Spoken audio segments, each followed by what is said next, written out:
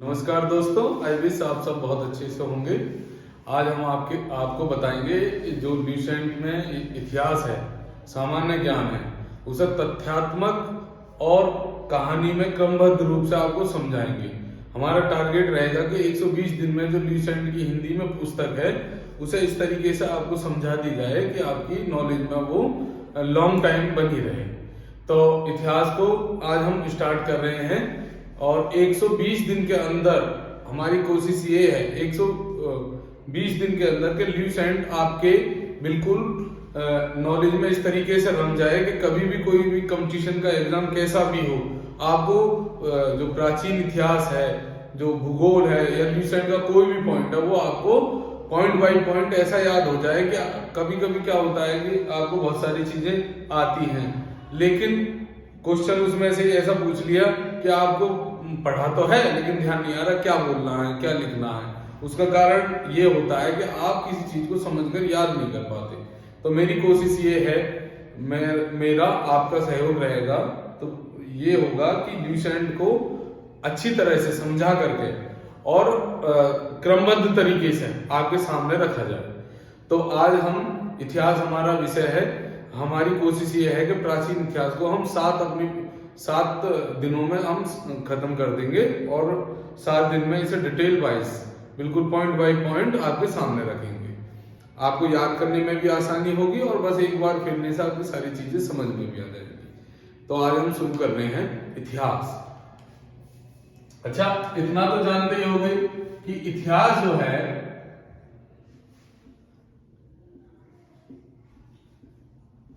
विश्व का इतिहास और भारत का इतिहास।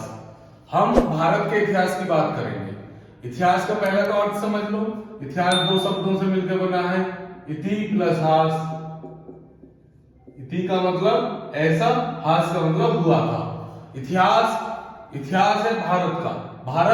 भारत मतलब भारतवर्ष। भारतवर्ष वो देश जिसके उत्तर में हिमालय है और दक्षिण में नीचे समुद्र है।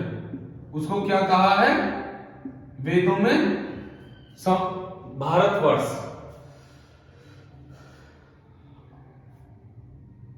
इसे ईरानियों ने क्या बोला?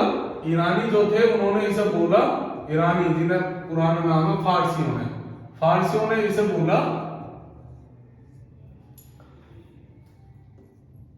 सिंधु नदी को वो हिंदू कहते थे।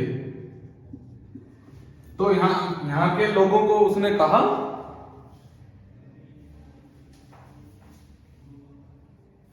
हिंदू, और आगे चल करके फिर अरबी लोग भी इसको हिंदुस्तान बोलने लगे।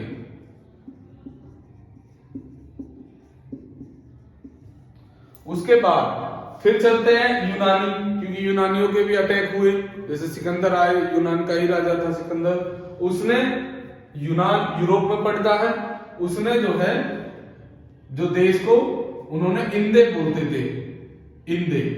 इंदे के नाम पे अंग्रेज भी उसे बाद में इंडिया कहने लगे। ये तो हुई भारत की बात।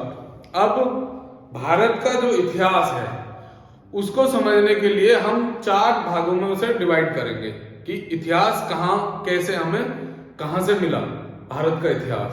तो भारत के इतिहास को जो हमने इकट्ठा किया है वो 4 बिंदु हैं,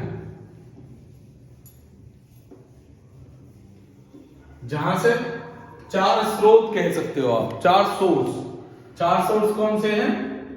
इतिहास, भारत का इतिहास, ये हमें 4 पॉइंटों से मिला। नंबर 1 धार्मिक ग्रंथ,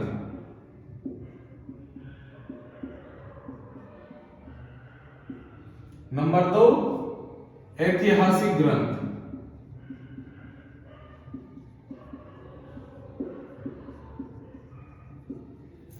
ठीक है, और नंबर 3 विदेशी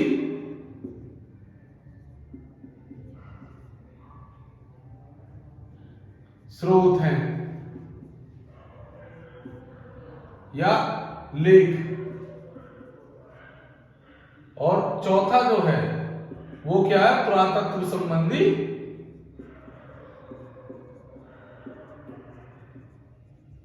अवशेष।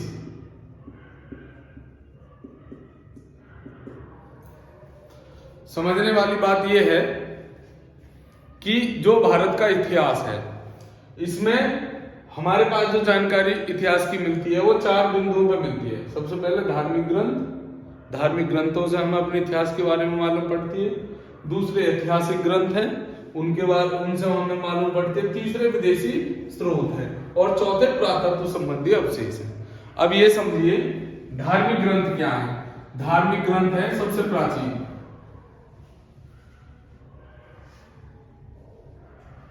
वेद सबसे पहले, सबसे प्राचीन। नंबर 2 उपनिषद, 3 ब्राह्मण ग्रंथ,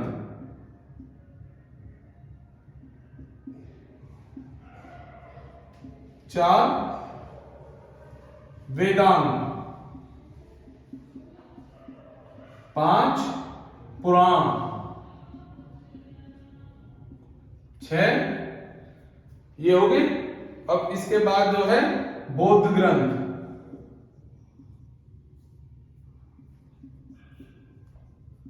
7 जैन ग्रंथ। बौद्ध ग्रंथ में आप समझो जैसे जातक कथाएं हैं, कथाएं, त्रिपिटक है, जैसे त्रिपिटक पुस्तक है इनकी एक। जैन ग्रंथों में आगम साहित्य है।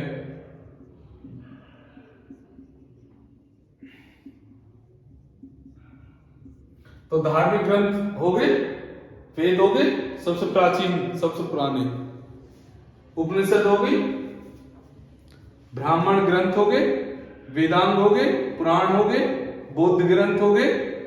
बौद्ध ग्रंथों में जातक कथाएं वगैरह, त्रिपिटक, जैन ग्रंथ हो गए, आगम साहित्य, आगम संहिता साहित्य। ये क्या हो गए, धार्मिक ग्रंथ है। मतलब ये सारी चीजें हैं जिनसे हमें जानकारी मिलती है। किसकी? भारतीय इतिहास की, प्राचीन भारतीय इतिहास की जानकारी किससे मिलती है हमें? वेद, उपनिषद, ब्राह्मण ग्रंथ, वेदांग, पुराण, बौद्ध ग्रंथ जिनमें जातक कथाएं हैं, जैन ग्रंथ जिनमें आगम साहित्य है। दूसरे, तीसरा है ऐतिहासिक ग्रंथ। ऐतिहासिक ग्रंथ में क्या है? ऐतिहासिक ग्रंथ में है राजतरंगिणी पुस्तक है,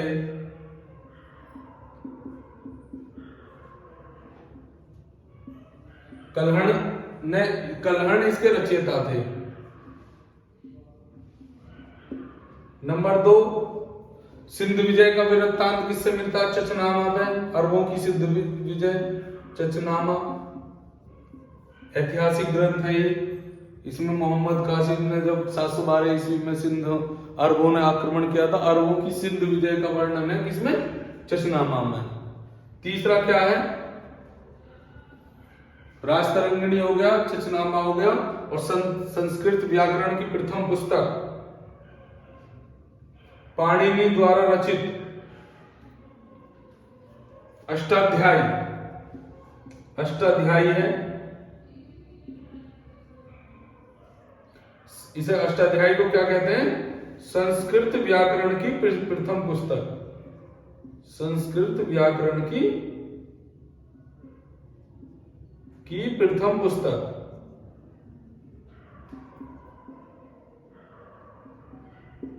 ठीक है, तो ये ऐतिहासिक ग्रंथ कौन कौन से? राजतरंगिणी है, चचनामा में है, अष्टाध्यायी है, संस्कृत व्याकरण की प्रथम पुस्तक।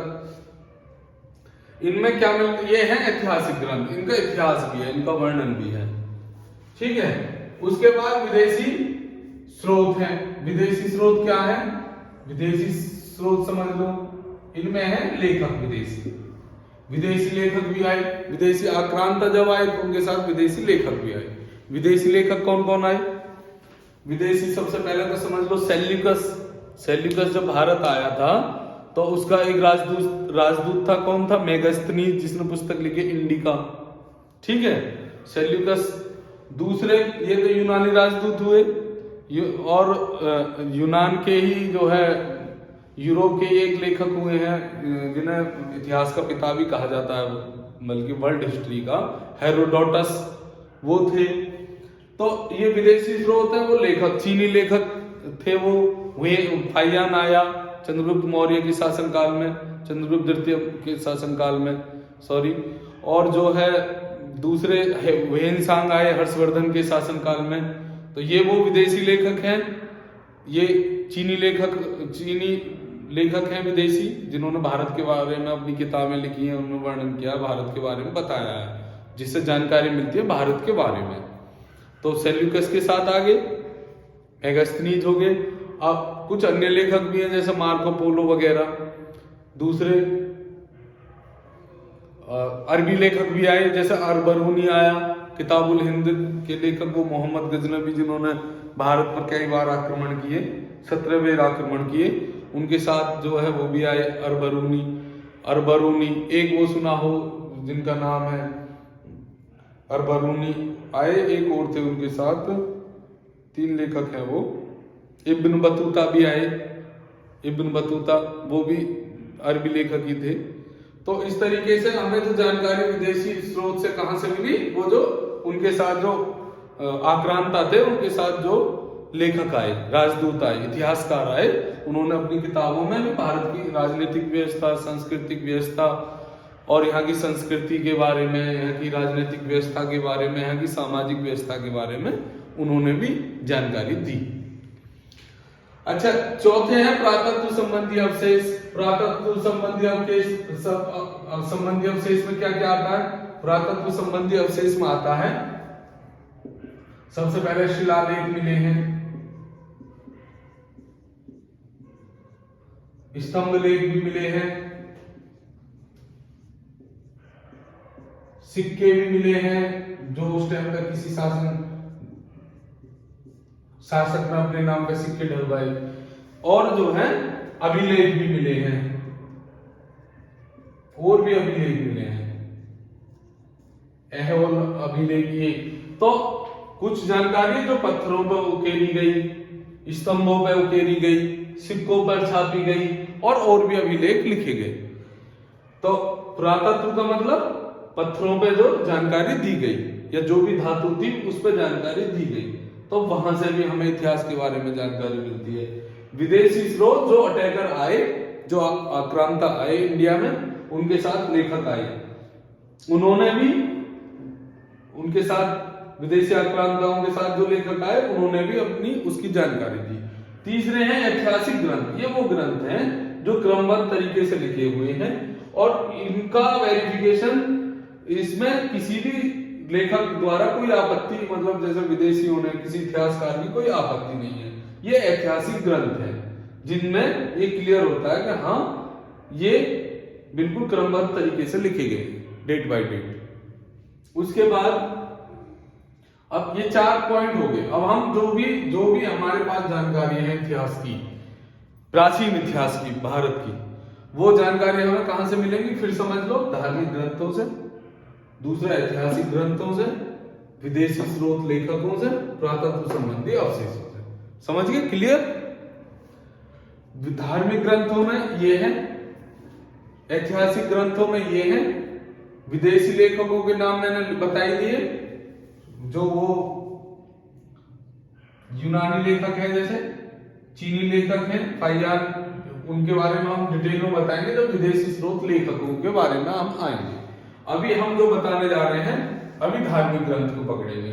धार्मिक ग्रंथों में वेदों के बारे में बताएंगे, उपनिषदों के बारे में बताएंगे, ब्राह्मण ग्रंथों के बारे में बताएंगे, वेदांत के बारे में बताएंगे, पुराणों के बारे में बताएंगे, और बौद्ध ग्रंथों के बारे में बताएंगे।